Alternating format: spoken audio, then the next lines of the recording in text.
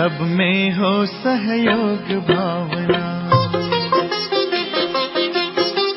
सब में हो सहयोग भावना, सबको सब दे प्यार, सब चाहे तो सबके लिए हो सुखमय ये संसार, सुखमय हो संसार।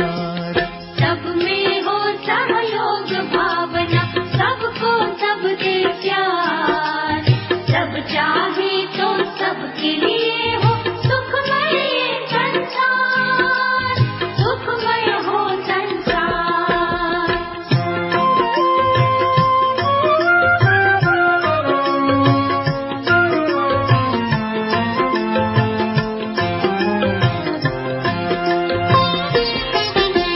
सांसों के सहयोग बिना पल भर न कोई जी पाए, प्राण का जब सहयोग न हो तन माटी में मिल जाए। सांसों के सहयोग बिना पल भर न कोई जी पाए, प्राण का जब सहयोग न हो तन माटी में मिल जाए। आपस का सहकार प्यार ही जीवन का है सार, सुखमय हो संसार। सब में हो सहयोग भावना,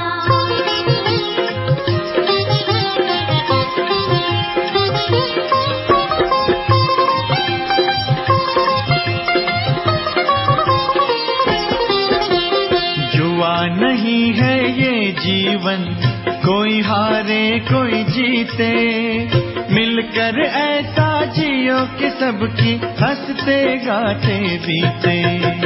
जुआ नहीं है ये जीवन, कोई हारे कोई जीते, मिलकर ऐसा जियो कि सबकी हंसते गाते बीते।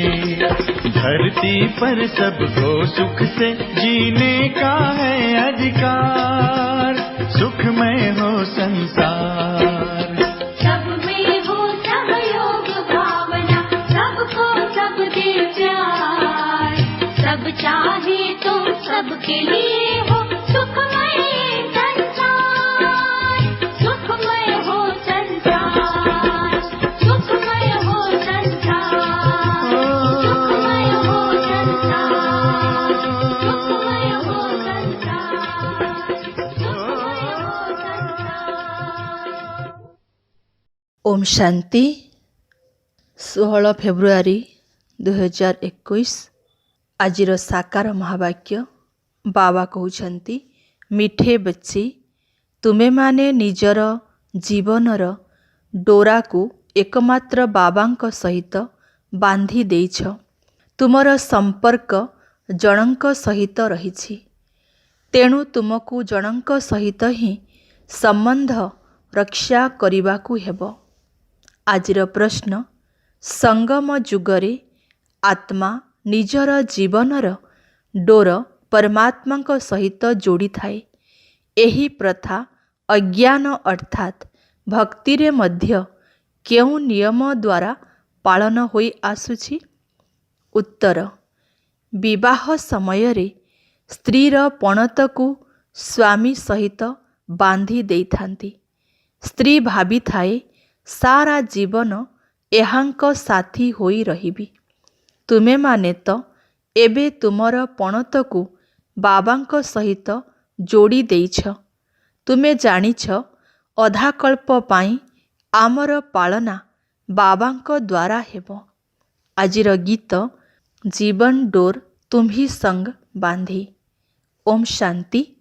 देख, गीतरे कुहा जाइछि, जीवनर डोरकू तुम सहित बांधिछि।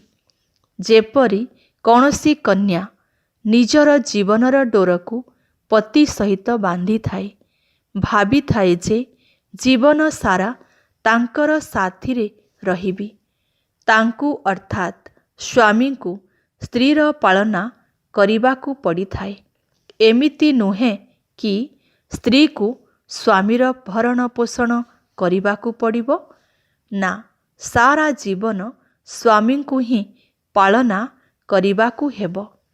तुमे पिलामाने मध्य निजर जीवनर डोर ବାବାଙ୍କ ସହିତ ବାନ୍ଧିଛ।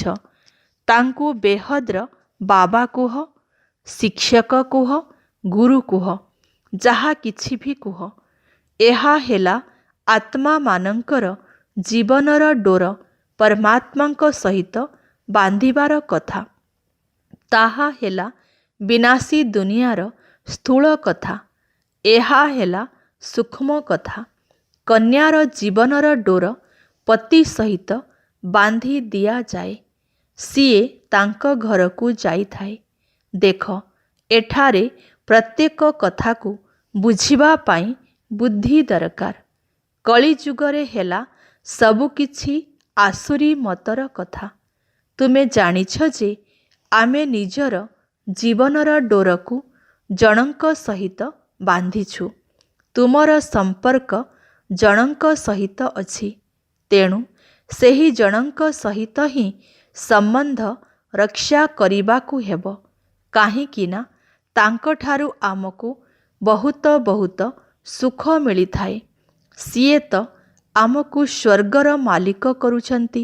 ତେଣୁ ଏହିଭଳି ପିତାଙ୍କର ଶ୍ରୀମତରେ ଚାଲିବା ଦରକାର। ଏହା ହିଁ ହେଉଛି ଆତ୍ମିକ ଡୋର ବା ରଶି। ରୁହ ଅର୍ଥାତ୍ ଆତ୍ମା ହିଁ ଶ୍ରୀମତକୁ ଗ୍ରହଣ କରୁଛି। ଆସୁରୀ ମତ ଦ୍ୱାରା ହିଁ ତ ତଳକୁ ଖସି ଯାଇଛ। ସେଥିପାଇଁ ଏବେ ବାବାଙ୍କର ଶ୍ରୀମତ ଅନୁସାରେ ଚାଲିବା ଉଚିତ। ତୁମେ ଜାଣିଛ ଆମେ ନିଜର ଆତ୍ମାର ଡୋର ପରମାତ୍ମାଙ୍କ ସହିତ ବାନ୍ଧିଛୁ। ତେଣୁ ତାଙ୍କଠାରୁ ଆମକୁ 21 ଜନ୍ମ ପାଇଁ ସଦା ସୁଖୀ ହେବାର ବର୍ଷା ମିଳୁଛି।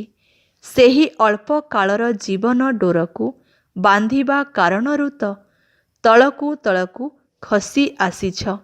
ଏଠାରେ ତ 21 ଜନ୍ମ ପାଇଁ ଗ୍ୟାରେଣ୍ଟି ରହିଛି। ତୁମର କେତେ ବଡ଼ ରୋଜଗାର ହେଉଛି। ତେଣୁ ଏଥିରେ ତୁମକୁ କୌଣସି ଭୁଲ କରିବା ଉଚିତ ନୁହେଁ। ମାୟା ବହୁତ ଭୁଲ କରାଇ ଦେଉଛି। ଏହି ଲକ୍ଷ୍ମୀ ନାରାୟଣ ନିଶ୍ଚିତ ଭାବରେ କାହା ସହିତ ନିଜର ଜୀବନର ଡୋରକୁ ବାନ୍ଧିଥିଲେ? ଯାହାଙ୍କଠାରୁ 21 ଜନ୍ମର ସମ୍ପତ୍ତି ମିଳିଛି। କଳ୍ପ କଳ୍ପ ତୁମ ଆତ୍ମାମାନଙ୍କର ଜୀବନର ଡୋରକୁ ପରମାତ୍ମାଙ୍କ ସହିତ ବନ୍ଧା ଯାଉଛି। ତାର ତ ଗଣନା କରିହେବ ନାହିଁ। ଏବେ ବୁଦ୍ଧିରେ ଆସୁଛି ମୁଁ ଶିବ ବାବାଙ୍କର ହୋଇଯାଇଛି। ତାଙ୍କ ସହିତ ଜୀବନର ଡୋରକୁ ବାନ୍ଧିଛି। ପ୍ରତ୍ୟେକ କଥା ବାବା ଆସି ବୁଝାଉଛନ୍ତି। ତୁମେ ଜାଣିଛ କଳ୍ପ ପୂର୍ବରୁ ମଧ୍ୟ ବାନ୍ଧିଥିଲୁ। ଏକଥା ତୁମେମାନେ ଜାଣିଛ। ଦୁନିଆ ଜାଣିନାହିଁ। ସେଥିପାଇଁ ଗାୟନ ଅଛି କୋଟିକରେ ଗୋଟିଏ, କୋଟିକରେ କେହି। ଆଦି ସନାତନ ଦେବୀ ଦେବତା ଧର୍ମ ପ୍ରାୟଃ ଲୋପ ହୋଇଯାଇଛି। ଆଉ ସବୁ ଧର୍ମ ଶାସ୍ତ୍ରର କାହାଣୀ ଆଦି ରହିଛି। ସେହି ଧର୍ମ ତ ନାହିଁ। ତେଣୁ ଜାଣିବେ କିପରି? ଏବେ ତୁମେମାନେ ଜୀବନର ଡୋରକୁ ବାବାଙ୍କ ସହିତ ବାନ୍ଧୁଛ। ଆତ୍ମାମାନଙ୍କର ପରମାତ୍ମାଙ୍କ ସହିତ ଡୋର ଯୋଡ଼ି ହୋଇଯାଇଛି। ଏଥିରେ ଶରୀରର କୌଣସି ସମ୍ବନ୍ଧ ନାହିଁ। ପଛକେ ଘରେ ରୁହ, କିନ୍ତୁ ବୁଦ୍ଧିରେ ବାବାଙ୍କୁ ସ୍ମରଣ କରିବାକୁ ହେବ। ତୁମ ଆତ୍ମାମାନଙ୍କର ଜୀବନର ଡୋର ବାନ୍ଧି ହୋଇଛି। ଯେପରି ପଣତ ବାନ୍ଧିଥାନ୍ତି ନା, ତାହା ହେଲା ସ୍ଥୂଳ ପଣତ। ଏହା ହେଉଛି ଆତ୍ମାମାନଙ୍କର ପରମାତ୍ମାଙ୍କ ସହିତ ଯୋଗ ଅର୍ଥାତ୍ ସମ୍ବନ୍ଧ ଯୋଡ଼ିବା। ଭାରତରେ ଶିବ ଜୟନ୍ତୀ ମଧ୍ୟ ପାଳନ କରୁଛନ୍ତି। କିନ୍ତୁ ସେ କେବେ ଆସିଥିଲେ ଏକଥା କେହି ଜାଣିନାହାନ୍ତି। କୃଷ୍ଣଙ୍କର ଜୟନ୍ତୀ କେବେ ହୋଇଥିଲା? ରାମଙ୍କର ଜୟନ୍ତୀ କେବେ ହୋଇଥିଲା? ଏକଥା ଜାଣିନାହାନ୍ତି। ତୁମେ ପିଲାମାନେ ତ୍ରିମୂର୍ତ୍ତି ଶିବ ଜୟନ୍ତୀ ଶବ୍ଦ ତ ଲେଖୁଛ, କିନ୍ତୁ ବର୍ତ୍ତମାନ 3 ମୂର୍ତ୍ତି ତ ନାହାନ୍ତି। ତୁମେ କହିବ ଶିବ ବାବା ବ୍ରହ୍ମାଙ୍କ ଦ୍ୱାରା ସୃଷ୍ଟି ରଚନା କରୁଛନ୍ତି। ତେଣୁ ବ୍ରହ୍ମାଙ୍କର ନିଶ୍ଚିତ ଭାବରେ ସାକାର ଅର୍ଥାତ୍ ସ୍ଥୂଳ ଶରୀରଧାରୀ ହେବା ଦରକାର ନା। ବାକି ବିଷ୍ଣୁ ଏବଂ ଶଙ୍କର ବର୍ତ୍ତମାନ କେଉଁଠି ଅଛନ୍ତି ଯାହାଙ୍କୁ ତୁମେ ତ୍ରିମୂର୍ତ୍ତି ବୋଲି କହୁଛ? ଏସବୁ ବହୁତ ବୁଝିବାର କଥା। ତ୍ରିମୂର୍ତ୍ତିର ଅର୍ଥ ହିଁ ବ୍ରହ୍ମା ବିଷ୍ଣୁ ଶଙ୍କର। ବ୍ରହ୍ମାଙ୍କ ଦ୍ୱାରା ସ୍ଥାପନା, ତାହା ତ ଏହି ସମୟରେ ହିଁ ହୋଇଥାଏ। ସତ୍ୟ ଯୁଗରେ ବିଷ୍ଣୁଙ୍କ ଦ୍ୱାରା ପାଳନା ହେବ। ବିନାଶର କାର୍ଯ୍ୟ ଅନ୍ତିମ ସମୟରେ ହେବ। ଏହି ଆଦି ସନାତନ ଦେବୀ ଦେବତା ଧର୍ମ ଏକମାତ୍ର ଭାରତର ହିଁ ଧର୍ମ ଅଟେ। ସେମାନେ ଅର୍ଥାତ୍ ଅନ୍ୟ ଧର୍ମ ସ୍ଥାପକମାନେ ତ ନିଜର ଧର୍ମ ସ୍ଥାପନ କରିବା ପାଇଁ ଆସିଥାନ୍ତି। ସମସ୍ତେ ମଧ୍ୟ ଜାଣିଛନ୍ତି ଯେ ଅମୁକ ଏହି ଧର୍ମ ସ୍ଥାପନ କରିଛନ୍ତି ଏବଂ ତାଙ୍କର ସମ୍ବତ ଏହି ସମୟଠାରୁ ଆରମ୍ଭ ହେଲା। ଅମୁକ ସମୟରେ ଅମୁକ ଏହି ଧର୍ମର ସ୍ଥାପନା କରିଥିଲେ। କିନ୍ତୁ ଭାରତର ଧର୍ମ ବିଷୟରେ କାହାକୁ ଜଣା ନାହିଁ। ଗୀତା ଜୟନ୍ତୀ ଏବଂ ଶିବ ଜୟନ୍ତୀ କେବେ ହୋଇଥିଲା ଏକଥା କାହାକୁ ଜଣା ନାହିଁ। ଶ୍ରୀକୃଷ୍ଣ ଏବଂ ରାଧାଙ୍କର ବୟସରେ 2-3 ବର୍ଷର ଫରକ ଥିବ। ସତ୍ୟ ଯୁଗରେ ନିଶ୍ଚିତ ପ୍ରଥମେ କୃଷ୍ଣ ଜନ୍ମ ନେଇଥିବେ, ତାପରେ ରାଧା ଜନ୍ମ ନେଇଥିବେ।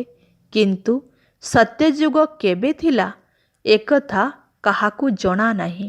ତୁମକୁ ମଧ୍ୟ ଏକଥା ବୁଝିବା ପାଇଁ ବହୁତ ବର୍ଷ ଲାଗିଲା। ତେବେ 2 ଦିନ ମଧ୍ୟରେ କିଏ କେତେ ପର୍ଯ୍ୟନ୍ତ ବୁଝିପାରିବ?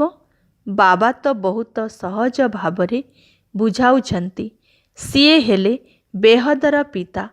ନିଶ୍ଚୟ ତାଙ୍କଠାରୁ ସମସ୍ତଙ୍କୁ ବର୍ଷା ମିଳିବା ଦରକାର ନା।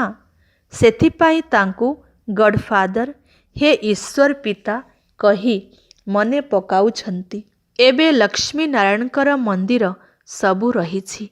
ଏମାନେ ସ୍ୱର୍ଗରେ ରାଜ୍ୟ କରୁଥିଲେ।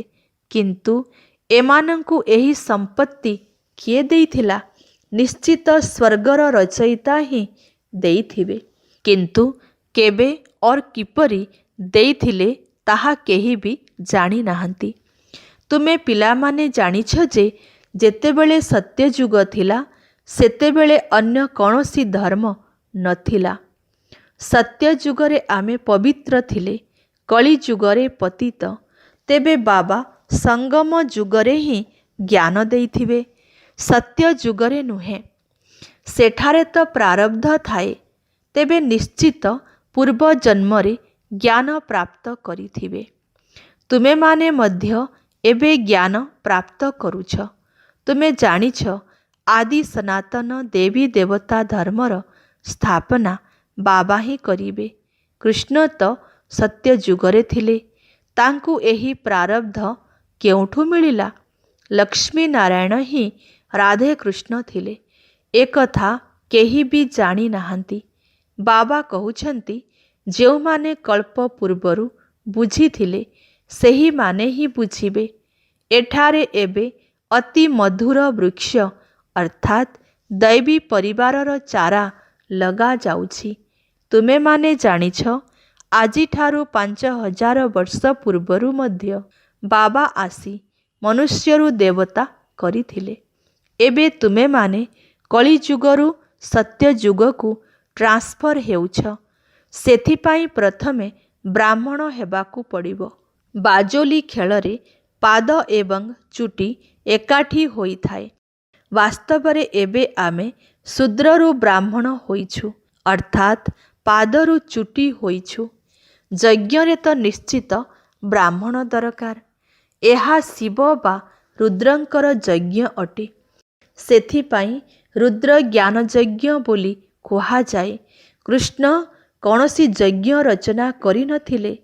ଏହି ରୁଦ୍ର ଜ୍ଞାନ ଯଜ୍ଞରୁ ବିନାଶର ଜ୍ୱାଳା ପ୍ରଜ୍ୱଳିତ ହୋଇଥାଏ। ଶିବ ବାବାଙ୍କର ଏହି ଯଜ୍ଞ ପତିତମାନଙ୍କୁ ପାବନ କରିବା ପାଇଁ ଉଦ୍ଦିଷ୍ଟ। ରୁଦ୍ର ଶିବ ବାବା ନିରାକାର ଅଟନ୍ତି। ତେବେ ସିଏ ଯଜ୍ଞ କିପରି ରଚନା କରିବେ? ଯେ ପର୍ଯ୍ୟନ୍ତ ମନୁଷ୍ୟ ଶରୀରରେ ନ ଆସିଛନ୍ତି। ମନୁଷ୍ୟ ହିଁ ଯଜ୍ଞ ରଚନା କରିଥାନ୍ତି। ସ୍ଥୂଳ ବା ସୂକ୍ଷ୍ମ ଲୋକରେ ଏସବୁ କଥା ନଥାଏ। ବାବା ବୁଝାଉଛନ୍ତି, ସୂକ୍ଷ୍ମ ବା ସ୍ଥୂଳ ଲୋକରେ ଏସବୁ କଥା ନଥାଏ। ବାବା ବୁଝାଉଛନ୍ତି, ଏହା ସଙ୍ଗମ ଯୁଗ ଅଟେ। ଯେତେବେଳେ ଲକ୍ଷ୍ମୀ ନାରାୟଣଙ୍କର ରାଜ୍ୟ ଥିଲା, ସେତେବେଳେ ସତ୍ୟ ଯୁଗ ଥିଲା। ଏବେ ପୁନର୍ବାର ତୁମେ ସେହିଭଳି ହେବାକୁ ଯାଉଛ। ଆମମାନଙ୍କର ଏହି ଜୀବନର ଡୋର ପରମାତ୍ମାଙ୍କ ସହିତ ରହିଛି। ଏହି ଡୋର କାହିଁକି ବନ୍ଧା ହୋଇଛି? ସଦା ସୁଖର ସମ୍ପତ୍ତି ପାଇବା ପାଇଁ। ତୁମେ ଜାଣିଛ, ବେହଦର ବାବାଙ୍କ ଦ୍ୱାରା ଆମେ ଏହିଭଳି ଲକ୍ଷ୍ମୀ ନାରାୟଣ ହେଉଛୁ। ବାବା ବୁଝାଉଛନ୍ତି, ତୁମେମାନେ ସେହି ଦେବୀ ଦେବତା ଧର୍ମର ଥିଲ। ଏଠାରେ କେବଳ ତୁମର ହିଁ ରାଜ୍ୟ ଥିଲା। ପରେ ପୁଣି ତୁମେ ପୁନର୍ଜନ୍ମ ନେଇ ନେଇ କ୍ଷତ୍ରିୟ ଧର୍ମକୁ ଆସିଲ। ସୂର୍ଯ୍ୟବଂଶୀ ରାଜତ୍ୱ ସମାପ୍ତ ହୋଇ ଚନ୍ଦ୍ରବଂଶୀଙ୍କର ରାଜ୍ୟ ଚାଲିଲା। ତୁମକୁ ଜଣାଅଛି ଯେ ଆମେ ଏହି 84 ଜନ୍ମର ଚକ୍ରର ପରିକ୍ରମା କିପରି କରୁଛୁ। ଏତିକି ଜନ୍ମ ନେଇଛୁ। ଭଗବାନ ଉବାଚ, ହେ ପିଲାମାନେ, ତୁମେମାନେ ନିଜର ଜନ୍ମକୁ ଜାଣିନାହଁ, ମୁଁ ଜାଣିଛି।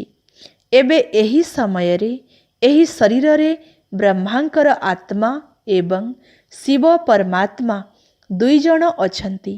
ବର୍ତ୍ତମାନ ଏହି ଦୁଇ ମୂର୍ତ୍ତି ଏକାଠି ଅଛନ୍ତି। ଶଙ୍କର ତ କେବେ ପାଠ କରନ୍ତି ନାହିଁ। ବାକି ରହିଲେ ବିଷ୍ଣୁ, ଯିଏକି ସତ୍ୟ ଯୁଗରେ ଥାନ୍ତି। ଏବେ ତୁମେମାନେ ବ୍ରାହ୍ମଣରୁ ପୁନର୍ବାର ଦେବତା ହେବ। ଗୀତାରେ ବର୍ଣ୍ଣିତ ଥିବା ହମ୍ ସୋର ଅର୍ଥ ବାସ୍ତବରେ ଏହା ହିଁ ଅଟେ। କିନ୍ତୁ ସେମାନେ ଆତ୍ମା ହିଁ ପରମାତ୍ମା, ପରମାତ୍ମା ହିଁ ଆତ୍ମା ବୋଲି କହିଦେଉଛନ୍ତି। କେତେ ଫରକ କରିଦେଇଛନ୍ତି। ରାବଣ ଆସିବା ପରେ ହିଁ ରାବଣର ମତରେ ଚାଲିବା ଆରମ୍ଭ ହୋଇଗଲା। ସତ୍ୟ ଯୁଗରେ ତ ଏହି ଜ୍ଞାନ ହିଁ ପ୍ରାୟ ଲୋପ ହୋଇଯିବ। ଏସବୁ ହେବା ମଧ୍ୟ ଡ୍ରାମାରେ ନିର୍ଦ୍ଧାର୍ଯ୍ୟ ଅଛି। ବର୍ତ୍ତମାନ ସଙ୍ଗମ ଯୁଗ। ବାବା କହୁଛନ୍ତି, ମୁଁ କଳ୍ପର ସଙ୍ଗମ ଯୁଗରେ ଆସି ତୁମମାନଙ୍କୁ ମନୁଷ୍ୟରୁ ଦେବତା କରୁଛି। ଜ୍ଞାନ ଯଜ୍ଞର ରଚନା କରୁଛି। ବାକି ଯାହା କିଛି ବି ଅଛି, ତାହା ଏହି ଯଜ୍ଞରେ ସ୍ୱାହା ହୋଇଯିବ। ବିନାଶର ଜ୍ୱାଳା ଏହି ଯଜ୍ଞରୁ ହିଁ ପ୍ରଜ୍ୱଳିତ ହେବ। ପତିତ ଦୁନିଆର ବିନାଶ ତ ନିଶ୍ଚିତ ହେବ, ନଚେତ୍ ପାବନ ଦୁନିଆ କିପରି ହେବ? ତୁମେମାନେ ମଧ୍ୟ କହୁଛ ଯେ, ହେ ପତିତ ପାବନ ଆସ। ତେବେ ପତିତ ଦୁନିଆ ଏବଂ ପାବନ ଦୁନିଆ ଏକାଠି ରହିପାରିବ କି? ପତିତ ଦୁନିଆର ବିନାଶ ହେବ, ଏଥିରେ ତ ଖୁସି ହେବା ଦରକାର। ମହାଭାରତ ଲଢ଼େଇ ନିଶ୍ଚିତ ଲାଗିଥିଲା, ଯାହାଦ୍ୱାରା ସ୍ୱର୍ଗର ଗେଟ୍ ଖୋଲିବ। କହୁଛନ୍ତି, ଏହା ସେହି ମହାଭାରତ ଲଢ଼େଇ ଅଟେ। ତେବେ ଏହା ତ ଭଲ କଥା, ଯାହାଦ୍ୱାରା ପତିତ ଦୁନିଆ ସମାପ୍ତ ହୋଇଯିବ। ଶାନ୍ତି ପାଇଁ ଏତେ ଯୋଜନା କରିବାର ଆବଶ୍ୟକତା ନାହିଁ। ତୁମକୁ ବର୍ତ୍ତମାନ ଯେଉଁ ତୃତୀୟ ନେତ୍ର ମିଳିଛି, ତାହା ଆଉ କାହା ନିକଟରେ ନାହିଁ। ତେଣୁ ତୁମମାନଙ୍କୁ ବହୁତ ଖୁସି ହେବା ଦରକାର। ଆମେ ବେହଦ ବାବାଙ୍କ ଠାରୁ ପୁନର୍ବାର ବର୍ଷା ନେଉଛୁ। ବାବା, ଆମେ ଅନେକ ଥର ଆପଣଙ୍କ ଠାରୁ ବର୍ଷା ନେଇଛୁ। ରାବଣ ପୁଣି ଅଭିଶାପ ମଧ୍ୟ ଦେଇଛି। ଏହିସବୁ କଥାକୁ ମନେ ପକାଇବା ଅତି ସହଜ। ବାକି ସବୁ ହେଲା ଦନ୍ତ କଥା, ଅର୍ଥାତ୍ ମନଗଢ଼ା କଥା। ତୁମମାନଙ୍କୁ ଏତେ ଧନବାନ କରି ଯାଇଥିଲି, ତୁମେମାନେ ପୁଣି ଗରିବ କାହିଁକି ହେଲ? ଏହିଭଳି ହେବାର ଡ୍ରାମାରେ ନିର୍ଦ୍ଧାର୍ଯ୍ୟ ଅଛି। ଗାୟନ ମଧ୍ୟ ଅଛି। ଜ୍ଞାନ, ଭକ୍ତି ଓ ବୈରାଗ୍ୟ। ଭକ୍ତିଠାରୁ ବୈରାଗ୍ୟ ସେତେବେଳେ ହେବ ଯେତେବେଳେ ଜ୍ଞାନ ମିଳିବ। ତୁମକୁ ଜ୍ଞାନ ମିଳିଲା, ତେବେ ଯାଇ ଭକ୍ତିଠାରୁ ବୈରାଗ୍ୟ ଆସିଲା। ସାରା ପୁରୁଣା ଦୁନିଆ ଠାରୁ ବୈରାଗ୍ୟ ଆସିଲା। ଏହା ତ ଶ୍ମଶାନ ଭୂମି ଅଟେ। ତୁମେମାନେ 84 ଜନ୍ମର ଚକ୍ର ଲଗାଇଛ। ଏବେ ଘରକୁ ଯିବାକୁ ହେବ। ମୋତେ ମନେ ପକାଇଲେ ମୋ ପାଖକୁ ଆସିଯିବ। ବିକର୍ମ ସବୁ ବିନାଶ ହୋଇଯିବ। ବିକର୍ମାଜିତ ହେବାର ଅନ୍ୟ କୌଣସି ଉପାୟ ନାହିଁ। ଯୋଗ ଅଗ୍ନି ଦ୍ୱାରା ପାପ ଭସ୍ମ ହେବ, ଗଙ୍ଗା ସ୍ନାନ ଦ୍ୱାରା ନୁହେଁ। ବାବା କହୁଛନ୍ତି ମାୟା ହିଁ ତୁମକୁ ଫୁଲ ଅର୍ଥାତ୍ ମୂର୍ଖ କରିଦେଇଛି। ଏପ୍ରିଲ ଫୁଲ କହିଥାନ୍ତି ନା। ଏବେ ମୁଁ ତୁମକୁ ଲକ୍ଷ୍ମୀ ନାରାୟଣଙ୍କ ସଦୃଶ କରିବା ପାଇଁ ଆସିଛି। ଚିତ୍ର ତ ବହୁତ ଭଲ ଭଲ ରହିଛି। ଆଜି ଆମେ କ'ଣ ଅଛୁ, କାଲି ଆମେ କ'ଣ ହେବୁ। କିନ୍ତୁ ମାୟା ମଧ୍ୟ କିଛି କମ୍ ନୁହେଁ। ମାୟା ଡୋର ବାନ୍ଧିବାକୁ ଦେଉନାହିଁ। ମାୟା ଡୋର ବାନ୍ଧିବାକୁ ଦେଉନାହିଁ। ଟଣା ଭିଡ଼ା ଚାଲିଛି। ଆମେ ତ ବାବାଙ୍କୁ ସ୍ମରଣ କରୁଛୁ, କିନ୍ତୁ କାହିଁକି କେଜାଣି ପୁଣି ଭୁଲି ଯାଉଛୁ। ଏଥିରେ ପରିଶ୍ରମ କରିବାକୁ ହେବ। ସେଥିପାଇଁ ଭାରତର ପ୍ରାଚୀନ ଯୋଗ ବିଖ୍ୟାତ ଅଟେ। ସେମାନଙ୍କୁ ବର୍ଷା କିଏ ଦେଇଥିଲେ, ଏକଥା କେହି ବି ବୁଝି ନାହାନ୍ତି। ବାବା କହୁଛନ୍ତି ପିଲାମାନେ, ମୁଁ ତୁମକୁ ପୁନର୍ବାର ସମ୍ପତ୍ତି ଦେବା ପାଇଁ ଆସିଛି। ଏହା ତ ବାବାଙ୍କର କର୍ତ୍ତବ୍ୟ ଅଟେ। ବର୍ତ୍ତମାନ ସମସ୍ତେ ନର୍କବାସୀ। ତୁମେମାନେ ଖୁସି ହେଉଛ। ଏଠାକୁ ଯଦି କେହି ଆସୁଛନ୍ତି ଏବଂ ବୁଝୁଛନ୍ତି ତେବେ ଖୁସି ହେଉଛନ୍ତି। ବାସ୍ତବରେ ଏହି ଜ୍ଞାନ ଠିକ୍। 84 ଜନ୍ମର ହିସାବ ଠିକ୍ ରହିଛି। ବାବାଙ୍କ ଠାରୁ ବର୍ଷା ନେବାର ଅଛି। ବାବା ଜାଣିଛନ୍ତି ଅଧାକଳ୍ପ ଭକ୍ତି କରି କରି ତୁମେମାନେ ଥକି ଯାଇଛ। ମଧୁର ସନ୍ତାନମାନେ, ବାବା ତୁମମାନଙ୍କର ସମସ୍ତ କ୍ଳାନ୍ତି ଦୂର କରିଦେବେ। ବର୍ତ୍ତମାନ ଭକ୍ତିର ଅନ୍ଧକାର ମାର୍ଗ ଶେଷ ହେବାକୁ ଯାଉଛି। କେଉଁଠି ଏହି ଦୁଃଖଧାମ, କେଉଁଠି କଳିଯୁଗ, ତାହା ହେଲା ସୁଖଧାମ, ସତ୍ୟଯୁଗ। ମୁଁ ଦୁଃଖଧାମକୁ ସୁଖଧାମ କରିବା ପାଇଁ କଳ୍ପର ସଙ୍ଗମ ଯୁଗରେ ଆସୁଛି। ତୁମକୁ ସମସ୍ତଙ୍କୁ ବାବାଙ୍କର ପରିଚୟ ଦେବାକୁ ହେବ। ବାବା ବେହଦର ବର୍ଷା ଦେଇଥାନ୍ତି। ତେଣୁ ସେହି ଜଣଙ୍କର ହିଁ ବହୁତ ମହିମା ରହିଛି।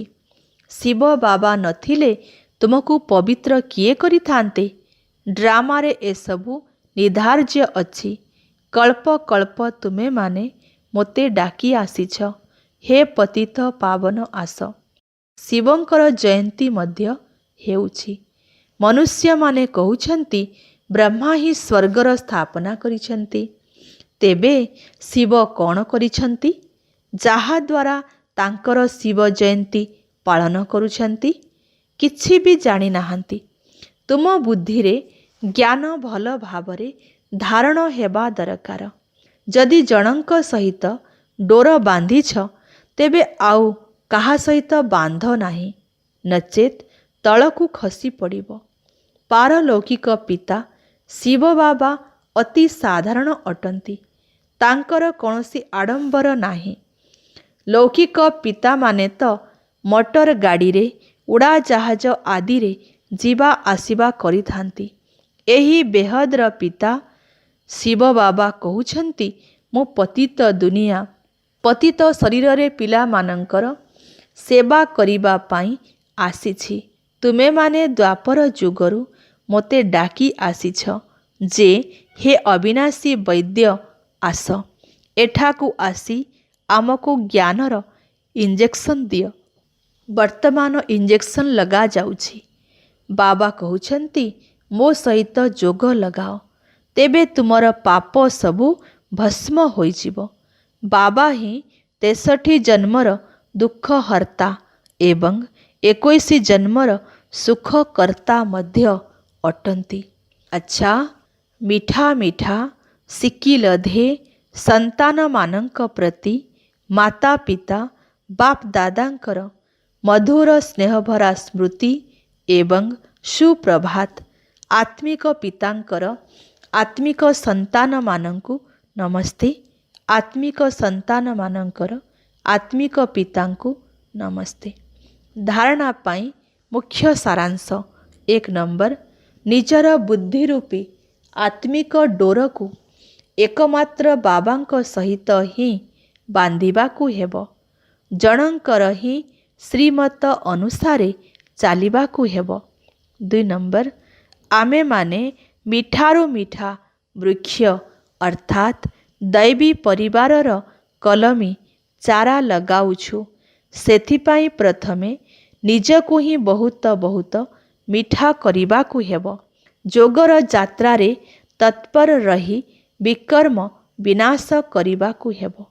आजिर वरदान, निजर सर्व संपत्ति को विश्व कल्याण कार्य लगाई सिद्धि स्वरूप आत्मा हो।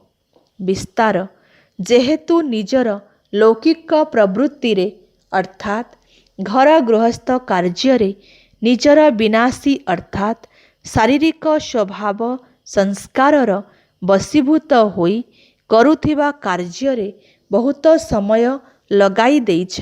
तेणु वर्तमान निजर विनाशी प्रवृत्ति ठारू ऊर्ध्वरे अर्थात उपराम रुह एवं निजर प्रत्येक संकल्प, वाणी, कर्म एवं संबंध संपर्करे संतुलन रख।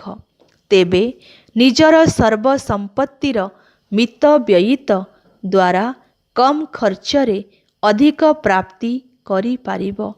एबे निजर समय रूपी संपत्ति, शक्ति रूपी संपत्ति एवं स्थूल संपत्ति रे मध्य कम खर्चरे अधिक प्राप्ति कर।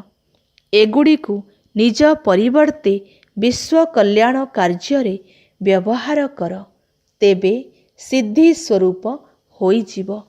आजिर स्लोगन, जनकर लगनरे सर्वदा मगन रुह, तेबे सर्व विघ्नरु मुक्त होइजिब। अच्छा, ओम शांति।